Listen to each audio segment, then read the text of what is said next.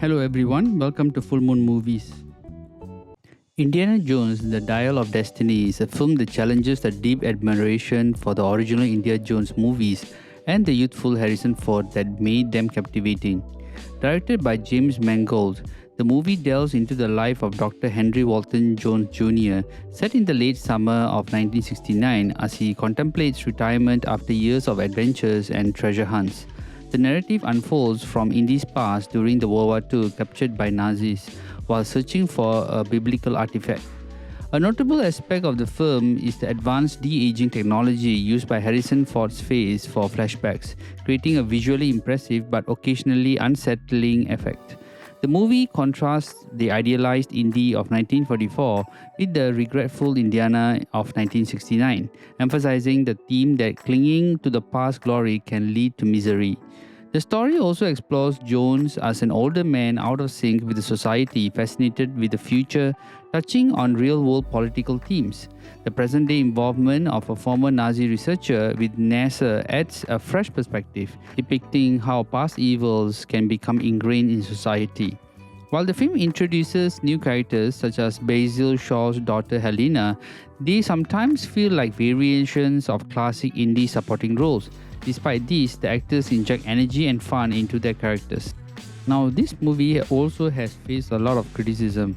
For example, this is the first time we see Harrison Ford, who plays Indiana Jones, in a bit strange because the film uses advanced technology to make Ford look much more younger than his actual age of 80. Now, this digital de-aging is impressive but also a bit eerie, making us wonder who we are really looking at. Also, the movie has familiar elements like action, humor, Nazis as villains, and archaeological discoveries as usual. However, the use of digital effects and the attempts to recreate this magic of the past don't always hit the mark.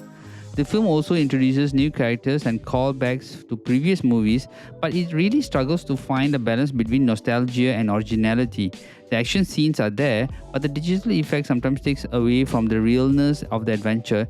The plot involving Nazis and the quest for power artifacts feels somewhat formulaic. The movie also raises questions about the relevance of Indiana Jones in a changing cinematic landscape filled with modern superheroes. The attempt to pass the torch to a new generation is evident, this time with Indy's goddaughter taking on a significant role.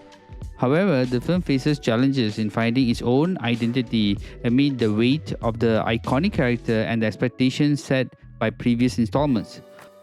There is also a shared sentiment about the decline in the appeal of Indiana Jones' character as the series progressed. Now, this can be attributed to the shift of the Indiana Jones' character from a traditional archetype to a more nuanced character along the way. Now, initially, Indiana Jones in Raiders of the Lost Ark or the Temple of Doom was a more straightforward traditional archetype character. For example, in the Raiders of the Lost Ark, he was a fearless and swashbuckling adventurer with a straightforward goal. However, as subsequent films delved into Indy's personal life, relationship, and struggles, the character became more complex, potentially diluting the simplicity that originally captivated the audiences. So, writers should be actually cautious about shifting archetype characters into a more nuanced figures in subsequent stories. While character development is crucial, a drastic departure from the established archetype can alienate audiences who were actually drawn to the character's initial charm. The challenges lies in maintaining the core characteristics that actually made the character iconic while still allowing for growth and depth. This could be the reason why Indiana Jones initially in the Raiders of the Lost Ark and the Temple of Doom was much more appreciated by the audience compared to the other series of the Indiana Jones stories.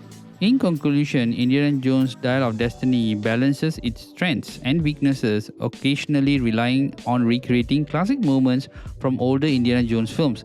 However, it compensates with action-packed set pieces that showcase Mangold's directorial prowess. As Ford hints at his being his final outing as Indiana Jones, the film's conclusion is a bold and intriguing choice, leaving room for potential developments in the franchise's future. Now, this movie is a must-watch.